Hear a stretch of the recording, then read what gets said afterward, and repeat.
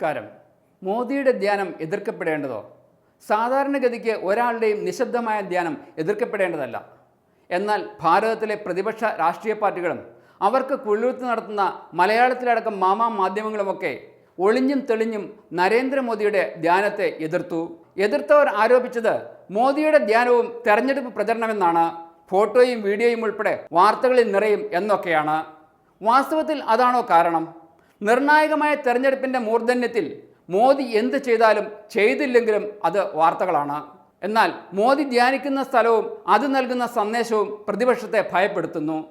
Chicago പ്രസംഗത്തിന് മുമ്പ് സ്വാമി വിവേകാനന്ദൻ ധ്യാനമിരുന്ന സ്ഥലം, ശ്രീ പരമേശ്വര പ്രാപ്തിക്ക് വേണ്ടി പാർവതി ദേവി ഒറ്റക്കാലിൽ തപസ് ചെയ്ത സ്ഥലം, അവിടെ മോദി നടത്തുന്ന ധ്യാനം രാഷ്ട്രരക്ഷയ്ക്ക് വേണ്ടിയാകും എന്നതിലാണ് പ്രതിപക്ഷത്തിന് ഭയം.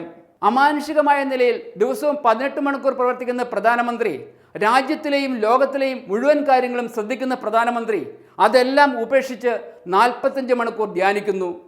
വ്രതവും ധ്യാനവും ക്ഷേത്ര ദർശനവും ഒക്കെയായി മോദി ഉയർത്തിവിടുന്ന സനാതന ധർമ്മത്തിൽ അധിഷ്ഠിതമായ ആധ്യാത്മിക സന്ദേശം പ്രതിപക്ഷത്തെ ഭയപ്പെടുത്തുന്നു.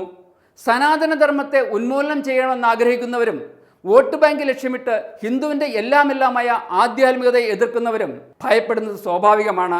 കാരണം അവരുടെ ഏറെക്കാലത്തെ സ്വപ്നങ്ങളാണ് ഇവിടെ തകരുന്നത്.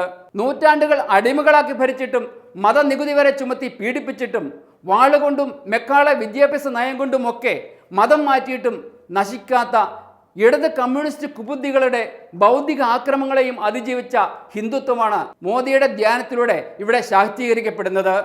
അതിനാലാണ് ഈ പ്രതിലോമ ശക്തികൾ മോദിയുടെ ധ്യാനത്തെ എതിർക്കുന്നത്.